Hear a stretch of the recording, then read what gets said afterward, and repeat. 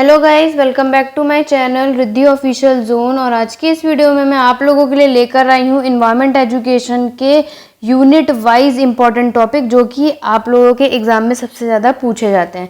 तो सबसे बड़ी क्लियरिटी मैं इसलिए करना चाहती हूँ क्योंकि एग्जाम है अब रिसेंटली में इसका, तो ये वीडियो उन बच्चों के लिए बहुत ज़्यादा हेल्पफुल रहेगी जो बीएड सेकेंड ईयर में जिनके पास ये एडिशनल में सब्जेक्ट है।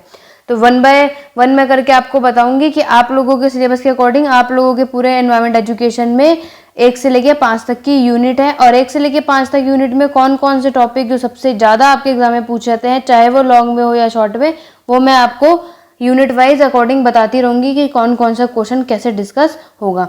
तो चलिए आगे देखते हैं वो कौन सा है। जैसे कि आप लोगों को स्क्रीन पे देखने को मिल रहा है कि यूनिट 1 आप लोग स्क्रीन पे देख रहे हैं, तो यूनिट 1 में आप लोगों का आएगा इन्वायरमेंट। पहला टॉपिक आपका मोस्ट इंपॉर्टेंट है जो कि आप लोगों को हर साल देखने को मिलेगा लॉन्ग क्वेश्चन में। लॉन्ग क्वेश्चन आएगा और इसमें भी कोई चेंजेस नहीं है, ये भी आप लोगों का 40 मार्क्स में ही आएगा। इसका कोई चेंज नहीं है कि हाँ ये भी आप लोगों का हर साल कितने का आता है, राइट। तो ये इन्वायरमेंट का एग्जाम है आप लोगों का। इन्वायरमेंट का टॉपिक है सबसे पहला जो आपके लॉन्ग क्वेश्चन में देखा जाता है, और ये आप लोगों का इन्वायरमेंट पूछ लिया जाता है। और दूसरा इकोसिस्टम। तो आप लोग पहली बात तो मैं आपको ये बता देती हूँ कि आप लोग इन्वायरमेंट में पहला कौन कौन सा टॉपिक करेंगे जो आपके एग्जाम में आता है। तो इन्वायरमेंट में आप लोग जो मीनिंग आप लोग कर लेंगे, ये लॉन्ग क्वेश्चन के लिए बोल रही हूँ, और इसका वेरी शॉर्ट में भी इसका नॉर्मल पूछ लिया जाता है कि आप लोग कॉन्सेप्ट या वो बता दें, वो बात अलग है। बट लॉन्ग में आप लोगों को ये टॉपिक करना बहुत ज़रूरी है। कॉन्सेप्ट पढ़ना है, इसमें आप लोगों को इसका स्कोप करना है, और नेचुरल और मैन मेड इसमें आपका इन्वायरमेंट आता है। नेचुरल और मैन मेड इन्वायरमेंट जो इसमें दिया हुआ है ये आपके शॉर्ट क्वेश्चन में पूछा जाता है 4 नंबर में, अगर मैं आपको बता दूं। तो ये आप लोगों को क्या करना है कि नेचुरल और मैन मेड इन्वायरमेंट, अगर नॉर्मल आपका इन्वायरमेंट का क्वेश्चन आएगा तो इसमें आप लोग ऐड कर लेना, अदरवाइज ये आप लोगों के शॉर्ट में पूछा जाता है नेचुरल और मैन मेड इन्वायरमेंट के बारे में। तो आप इन्वायरमेंट का फर्स्टली क्या करेंगे, मीनिंग कर लीजिए, कॉन्सेप्ट, स्कोप और नेचर, ये 4 चीज़ आपको करनी है। बाकी आप लोगों का नेचुरल और मैन मेड आ जाता है इंक्लूड। आप लोगों का ऐसा नहीं है कि एग्जाम में लॉन्ग क्वेश्चन में अगर इन्वायरमेंट पूछ लिया, साथ साथ वो शॉर्ट में डायरेक्ट भी बोल सकता है कि नेचुरल और मैन मेड इन्वायरमेंट के बारे में बताइए।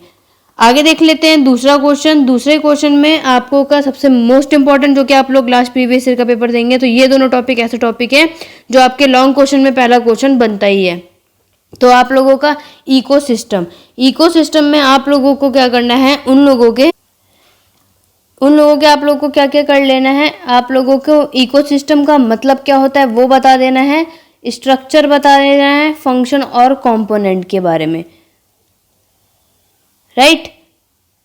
इसमें आप लोग को दिक्कत नहीं होगी, इकोसिस्टम का टॉपिक आप लोगों का ये है। और बाकी इससे रिलेटेड कैसे क्वेश्चन बनते हैं उसके लिए मैंने अलग से एक वीडियो अपने चैनल पे अपलोड की हुई है दोस्तों, कि आपको यूनिट वाइज किस तरीके के क्वेश्चन एग्जाम में पूछे जाते हैं। तो वो लोग अगर आप लोगों ने वीडियो नहीं देखी होगी तो डिस्क्रिप्शन बॉक्स में मैं लिंक डाल दूंगी, आप लोग इन्वायरमेंट प्लेलिस्ट करके वो आप लोग सारी की सारी देख लीजिएगा।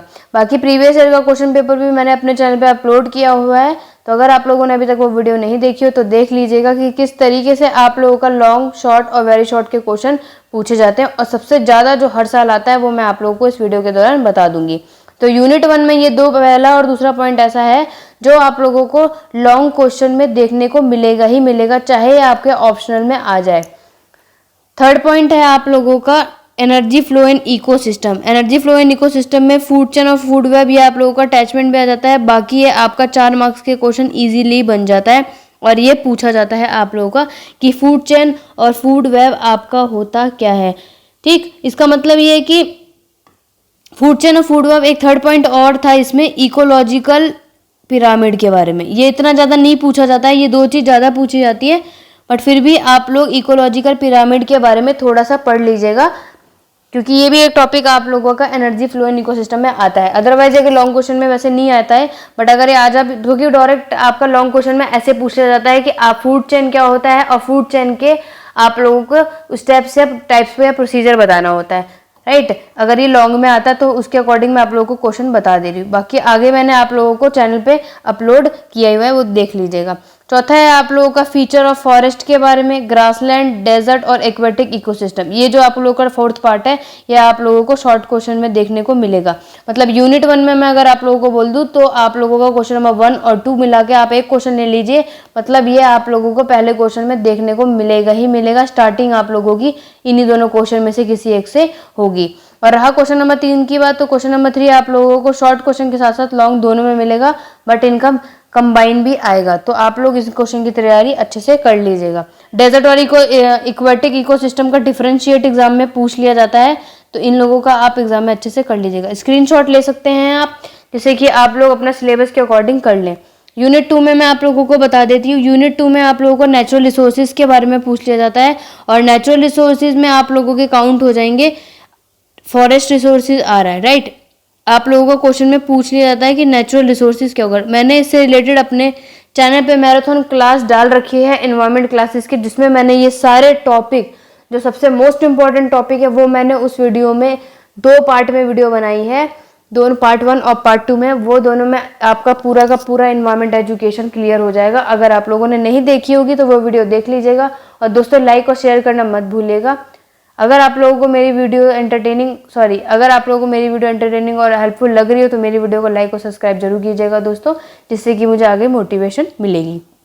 नेचुरल रिसोर्सेज में आप लोगों के एग्जाम में क्वेश्चन आते हैं, तो आप लोगों का एक क्वेश्चन लॉन्ग में ये बन जाता है फॉरेस्ट रिसोर्सेज। यूनिट 2 का पहला क्वेश्चन आपका फॉरेस्ट रिसोर्सेज, ये आप लोगों के लॉन्ग क्वेश्चन में बनने वाला क्वेश्चन है। दूसरा आप देख रहे हैं डिफॉरेस्टेशन के बारे में आता है।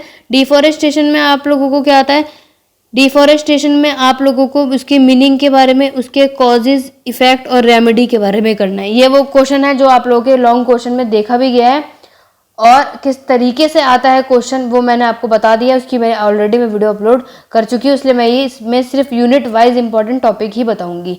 डिफॉरेस्टेशन के आप लोगों को कॉजेज कर लेने हैं, इफेक्ट और रेमेडी। तीसरा है आप लोगों का वाटर रिसोर्सेज। वाटर रिसोर्सेज में आप लोगों के एग्जाम में पूछ भी लिया जाता है कि वाटर रिसोर्सेज का आप लोग उसका यूज कैसे करते हैं, and over exploitation of surface and ground water के बारे में पूछ लिया जाता है। तो मतलब आप लोगों को एक टॉपिक करना है वाटर रिसोर्सेज के बारे में, उससे अंदर आप लोग इजीली सॉल्व कर लीजिएगा। नेक्स्ट है फूड रिसोर्सेज के बारे में।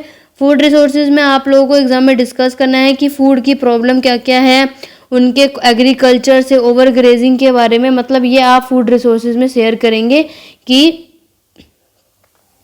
फूड के प्रॉब्लम, मतलब आपके भोजन से होने वाली जो समस्या है या फिर जो आपके चेंजेस आ रहे हैं एग्रीकल्चर के वजह से, वो आप लोगों को इस वाले में लिखना है, राइट। और एंड ओवर ग्रेजिंग, तो मतलब आप लोग जब भी टॉपिक करेंगे फूड रिसोर्सेज, तो ये पॉइंट इसमें इंक्लूड जरूर करना, क्योंकि ये आप लोग का अटैच करके पूछ लिया जाता है। फिफ्थ है आपका एनर्जी रिसोर्सेज। ये अभी आपका लास्ट ईयर में क्वेश्चन आया हुआ है, लॉन्ग क्वेश्चन में एनर्जी रिसोर्सेज का पूछा हुआ है। तो इसमें आप लोग रेन्यूएबल और नॉन रेन्यूएबल के बारे में भी डिस्कस कर सकते हैं, और इनका डिफरेंशिएट भी आ जाता है, ज़्यादा नहीं बट हाँ ये क्वेश्चन आप लोगों का पूछा जाता है लॉन्ग क्वेश्चन में। तो यूनिट 2 में अगर आप लोगों को लॉन्ग क्वेश्चन में करना है तो क्वेश्चन नंबर 1, क्वेश्चन नंबर 2 और क्वेश्चन नंबर 5, ये 3 ऐसे टॉपिक है जो कि आप लोगों के लॉन्ग क्वेश्चन में पूछे जाते हैं, मोस्ट इंपॉर्टेंट। बाकी ये 2 टॉपिक आप लोगों को एग्जाम में देखने को मिलेंगे, बट ये शॉर्ट या वेरी शॉर्ट में किसी तरह पूछ लिया जाता है, राइट। आगे बढ़ते हैं। ये 5 टॉपिक आई होप आप लोगों को समझ आ गया होगा। यूनिट 3 में आप लोगों को बता देती हूँ। यूनिट 3 में आप लोगों के सिलेबस के अकॉर्डिंग तो बहुत था, बट जो मेन टॉपिक है मैं वही डिस्कस करूंगी। यूनिट 3 में आपके बायोडाइवर्सिटी के बारे में पूछ लिया जाता है। बायोडाइवर्सिटी में उसमें आप लोगों को उसकी मीनिंग के बारे में बताना है, और वैल्यू क्या है बायोडाइवर्सिटी की, वो मतलब ये है कि आप लोग बायोडाइवर्सिटी का जब टॉपिक करेंगे तो इन लोगों की भी आप लोग ईजी से क्लैरिटी कर लीजिएगा। नेक्स्ट है आपका कंजर्वेशन ऑफ जेनेटिक डाइवर्सिटी। ये आप लोगों का लॉन्ग में नहीं आया है, शॉर्ट के लिए प्रिपरेशन कर लीजिएगा। बस आपका ये पहला क्वेश्चन है जो आप लोगों के एग्जाम में पूछा जाता है, चॉइस में आपका रहता है, बट सबसे मोस्ट इंपॉर्टेंट जो टॉपिक है वो यूनिट 1 और 2 के मैंने आपको बता दिए, जो आप लोगों को आपके क्वेश्चन नंबर 1 और 2 के चॉइस में या 2 क्वेश्चन के जरिए आप लोगों को दिख जाएगा। कंजर्वेशन ऑफ जेनेटिक डाइवर्सिटी, इन सब में आप लोगों को उसके एनवायरनमेंट की प्रायोरिटी के बारे में बता सकते हैं, और हार्मोनी और नेचर की लाइफ के बारे में ये सब आप बता सकते हैं। तो ये 2 टॉपिक आपके यूनिट 3 में इंपॉर्टेंट है, इसके अलावा और कुछ इंपॉर्टेंट नहीं है। आगे चलते हैं यूनिट 4 में। यूनिट 4 में मैं आप लोगों को डिस्कस कर देती हूँ कि यूनिट 4 में पहला आपका मोस्ट इंपॉर्टेंट टॉपिक है इन्वायरमेंटल पॉल्यूशन।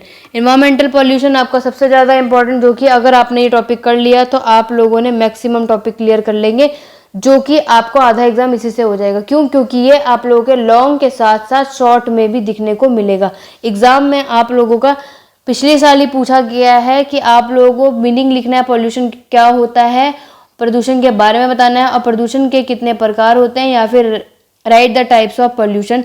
तब आप लोग ये सब पार्ट लिखेंगे। ये आप लोगों को एग्जाम में सिंगल तरीके से भी बोल दिया जाता है, तो आप लोगों को इन सब के पॉइंट लिखने पड़ेंगे एग्जाम में।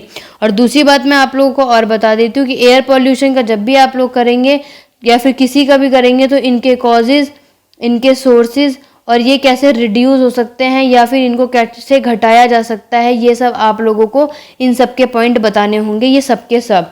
राइट। तो पेपर में आप लोगों को वेरी शॉर्ट में भी ये भी पूछा जा सकता है कि पॉल्यूशन कितने प्रकार का होता है, तो आप लोगों को बताना होगा कि 6 तरीके का आप लोगों को इसमें एग्जाम में दिया हुआ है। नेक्स्ट क्वेश्चन नंबर 2 में, सॉरी टॉपिक 2 बैठेगा आप लोगों को एग्जाम में, क्लाइमेट चेंज।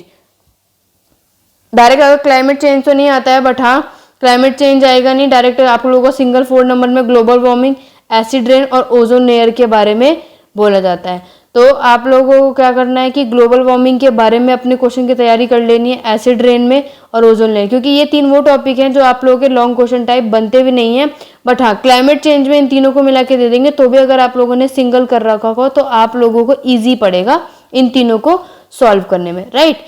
थर्ड है आप लोगों का नेचुरल डिजास्टर के बारे में। नेचुरल डिजास्टर जैसे कि ऑलरेडी आप लोग अगर जिन बच्चों ने टॉपिक नहीं भी पढ़ा होगा तो भी आप लोग ही जानते हैं कि नेचुरल डिजास्टर में क्या क्या होता है। पहला फ्लड आ जाता है, अर्थक्वेक, साइक्लोन और लैंडस्लाइड आ जाती है। बाढ़ आने की वजह से या फिर आप लोगों का अर्थक्वेक आ जाता है, साइक्लोन हो जाते हैं, लैंडस्लाइड हो जाती है, मतलब भाई जमीन खिसकने वाला मैटर जो होता है वो सब आपका एक तरीके से नेचुरल डिजास्टर में काउंट हो जाता है। ठीक, तो ये आप लोग अपने सिंगल पॉइंट में कर लीजिएगा, ये भी आप लोगों के शॉर्ट टाइप में है, बट अगर आप ये लोग टॉपिक कर देंगे तो ये लोग आप लोग लॉन्ग में भी दे देंगे, तो आई होप आप लोगों को कोई दिक्कत नहीं होगी। तो फिर भी आप यूनिट 4 में क्वेश्चन नंबर 1 सॉरी टॉपिक 1 और क्वेश्चन पार्ट 2 ये दोनों अच्छे से कर लीजिएगा, क्योंकि ये यूनिट 4 के जो मैंने आपको टॉपिक बताया इनसे रिलेटेड आपको एक क्वेश्चन पेपर में जरूर देखने को मिलेगा, इन द सेंस कि आपको यूनिट 1 का एक क्वेश्चन देखने को मिलेगा, यूनिट 2 का और यूनिट 3 का ऑल्सो आपको पेपर में देखने को मिलेगा। तो आप लोग इन टॉपिक की क्लैरिटी पेपर में अच्छे से कर लीजिएगा, जिससे कि आपको कोई दिक्कत ना है। आगे देख लेते हैं यूनिट 5 में आप लोगों का बहुत सारा टॉपिक है, बट आप लोगों का जो एग्जाम में नहीं पूछा जाता तो वो मैंने इंक्लूड नहीं किया है, क्योंकि प्रीवियस ईयर के मैंने 3 साल के पेपर उठा के इसमें इंक्लूड करके देखा कि कौन कौन सा टॉपिक बन जाता है। तो role of school environment conservation के बारे में पूछ लेता है, और लास्ट आपका सस्टेनेबल डेवलपमेंट के बारे में बोल दिया जाता है।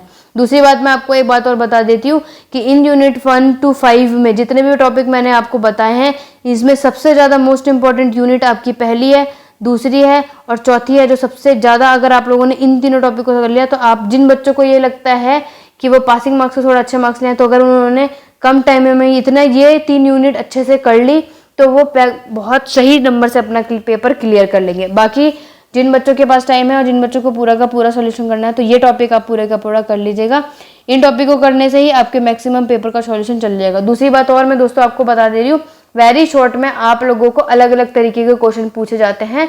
जस्ट लाइक अगर ताजमहल में कौन सा ऐसी गैस है जिसमें उसको इफेक्ट पड़ता है, तो ऐसे अलग अलग तरीके का क्वेश्चन आप लोगों को पूछा जाता है। और ऐसी कौन सी जगह है या फिर आप लोगों को कौन सी भी डे की तारीख पूछ लेगा, environment day, international day, what ever, इतना मतलब इंक्लूड हो जाता है कि ये सब ऐसी चीज़ें आप लोग के वेरी शॉर्ट में पूछे जाते हैं। तो आप लोग जब भी कोई टॉपिक पढ़ेंगे तो इस तरीके का कोई भी डेट या इंटरनेशनल डे दे रखा हो, ये सब आप लोग एक बार रीड आउट कर लीजिएगा, क्योंकि यूनिट 5 में बहुत सारे टॉपिक इंक्लूड करे जाते हैं। इन्वायरमेंटल के फीचर बताने हैं कि इन्वायरमेंटल का आप लोगों को अवेयरनेस करना है। यूनिट 5 में एक ये भी क्वेश्चन है, तो अगर इन्वायरमेंटल के अवेयरनेस के ऊपर आएगा तो वो आपका किससे हो जाएगा, ये तो आप लोग इसे एक बार रीड आउट कर लीजिएगा। बाकी तो ऐसा कुछ क्वेश्चन नहीं है जो आपके पेपर में, हाँ एक क्वेश्चन और है यहाँ पे आ जाता है इन्वायरमेंटल के एथिक्स के बारे में।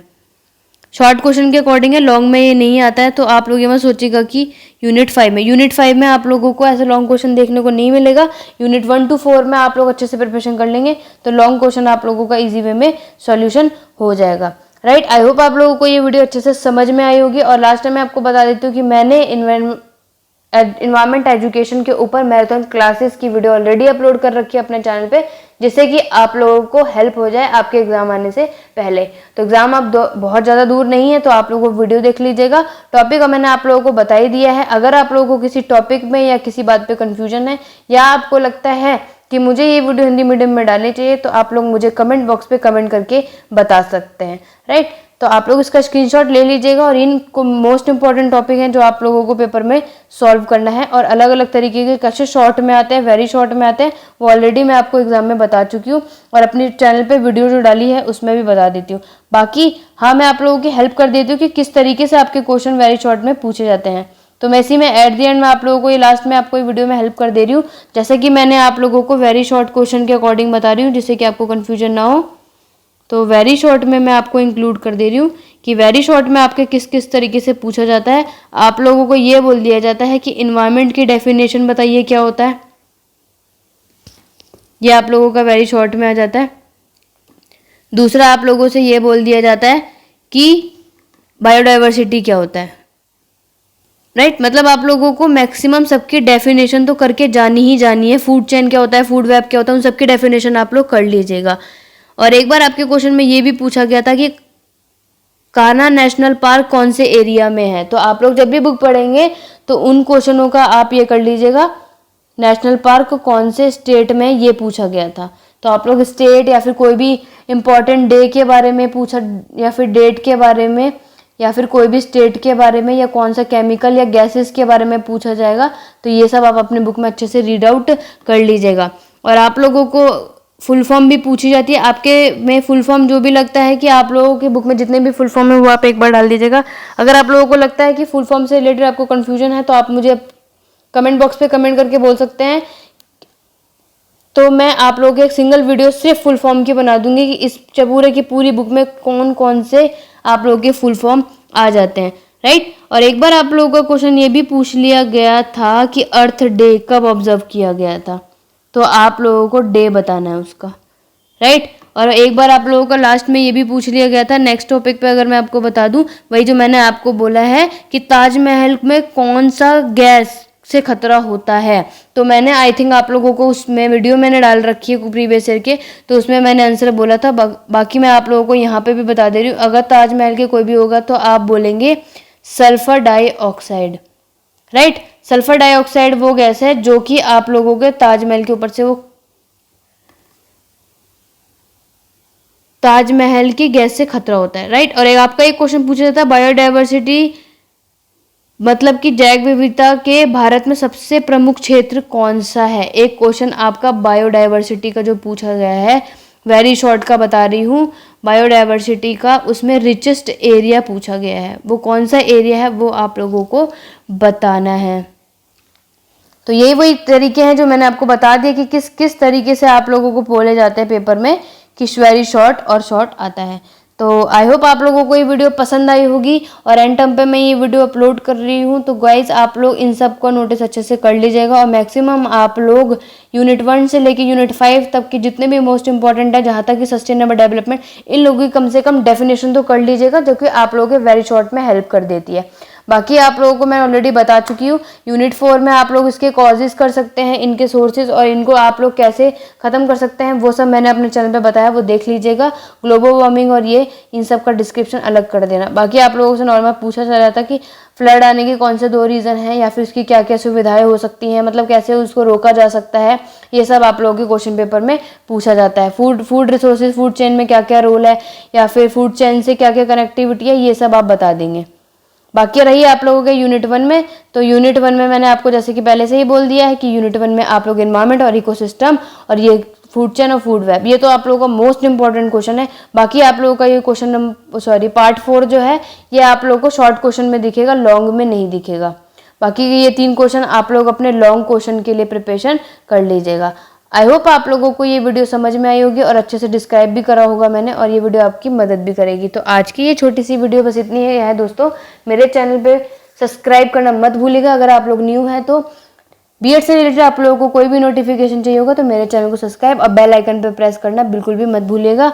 आज की छोटी सी वीडियो बस इतनी ही। नेक्स्ट वीडियो पे मिलती हूँ। Thank you for watching.